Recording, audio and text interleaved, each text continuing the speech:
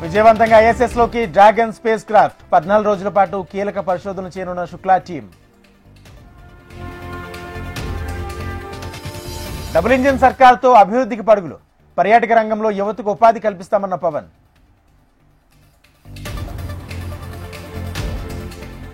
కూటమి ప్రభుత్వంపై గవర్నర్కు వైసీపీ ఫిర్యాదు. జగన్పై తప్పుడు కేసుల గురించి వివరించినట్లు తెలిపిన ఎమ్మెల్సీ బొత్స. జగన్ క్వాష్ పిటిషన్పై విచారణ రేపటికి వాయిదా. సింగయ్య మృతి కేసులో చర్యలు తీసుకోవద్దని కోరిన లాయర్లు. జూలై 1న పాడేరు ఏజెన్సీలో చంద్రబాబు పర్యటన. ఒగ్గంగొయ్యలో పెన్షన్ల పంపిణీలో పాల్గొన్న సీఎం.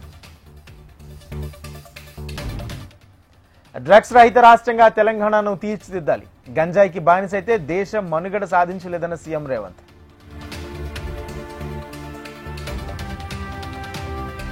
డ్రగ్స్ గంజాయిపై యుద్ధం ప్రకటిస్తున్నా, అడ్డొస్తే తొక్కుకుంటూ పోతామన్న Chandrababu.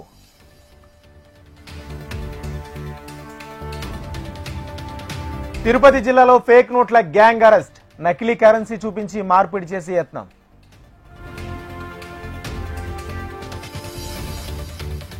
అలకబూనున AP deputy speaker Raghurama. కూటమి వార్షికోత్సవ సభలో అవమానమంటూ హాట్ కామెంట్స్.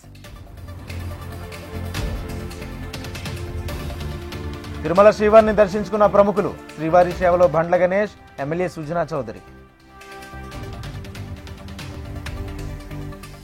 ఫోన్ ట్యాపింగ్ ఘటనపై కిషన్ రెడ్డి కీలక వ్యాఖ్యలు. సీఎం రేవంత్ చొరవతో దోషులకు శిక్ష పడేలా సీబీఐ దర్యాప్తు చేయాలి. ఎంపీ కొండా విశ్వేశ్వరరెడ్డికి సిట్ నుంచి పిలుపు. రేపు ఫోన్ ట్యాపింగ్ కేసులో విచారణకు హాజరు కావాలని నోటీసులు. తెలంగాణ వ్యాప్తంగా ఆర్టీఏ కార్యాలయాల్లో ఏసీబీ తనిఖీలు. 18 రవాణా శాఖ కార్యాలయాల్లో సోదాలు చేస్తున్న అధికారులు. గద్వాల జిల్లాలో సర్వేర్ తేజేశ్వర్ హత్య కేసులో పురోగతి. నవవధువు ఐశ్వర్య, తల్లి సుజాత, కేఎన్పిన్ manager Tirumalarao arrest. Hyderabad Gachibowli ISB assistant professor Nikhil ఆత్మహత్య. మానసిక కుంగుబాట ఆత్మహత్య కారణమైన ఉండొచ్చని ప్రాథమిక నిర్ధారణ. ఆసిఫాబాద్ జిల్లాలో మావోయిస్టుల లేఖ కలకలం. జీవో 49ని వ్యతిరేకిస్తూ మావోయిస్టులు అధికార ప్రతినిధి జగన్ పేరుతో లేఖ. వాయువ్య బంగాళాఖాతంలో అల్పపీడనం. రేపటి నుంచి 3 రోజుల పాటు తెలంగాణకు వర్ష సూచన.